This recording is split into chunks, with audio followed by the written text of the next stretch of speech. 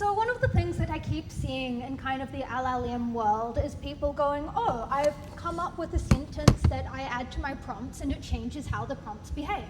And so this was the particular article I read that made me go, this feels like it should be a bit more automated. This feels like people are doing it a lot, going like, okay, we're going to ask for a tip. We're going to add in a comment in the prompt going, I'll give you $10 if you write a long essay, or I'll give you $20 if you write a short essay, and actually see what impact that's going to have. So this is kind of what I have come up with. It's an experiment portal where you can set up an experiment going, okay, so for this I want to use the models, and because we're on the small models conference and also it's faster, I'm going to use some 9 billion, 3 billion, 3 bill, 1 bill, and 8 bill models. And then I'm going to go, okay, what are the different factors, the different dimensions that I want to analyze when it comes to this prompt? Some of this thing like that might be style. So let me go in and go, I'm going to add a dimension, a factor called style. This is going to be for LinkedIn. And then the prompt is going to be in the style of a LinkedIn post.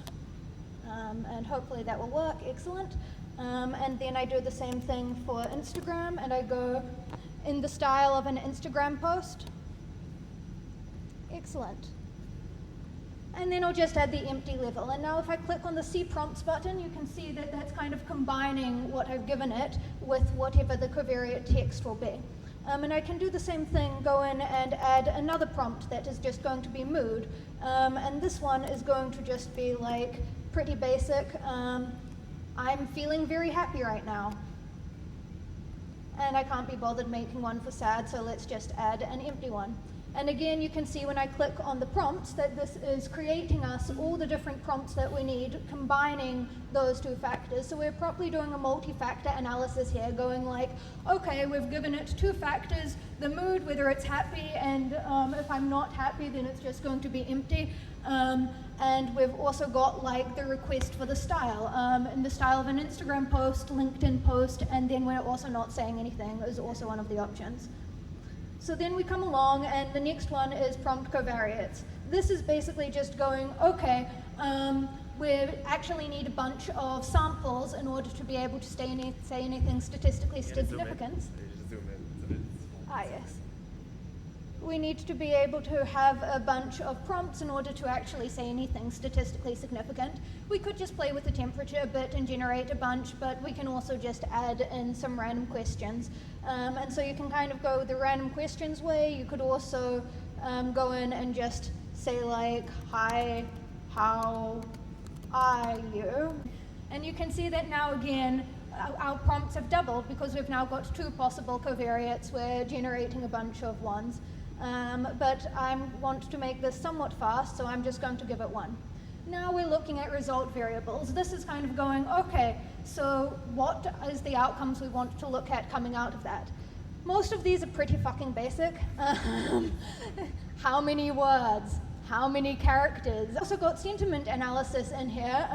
Thank you very much to Jigsaw, because they've got a nice Jigsaw sentiment analysis API that I'm just going to put in there.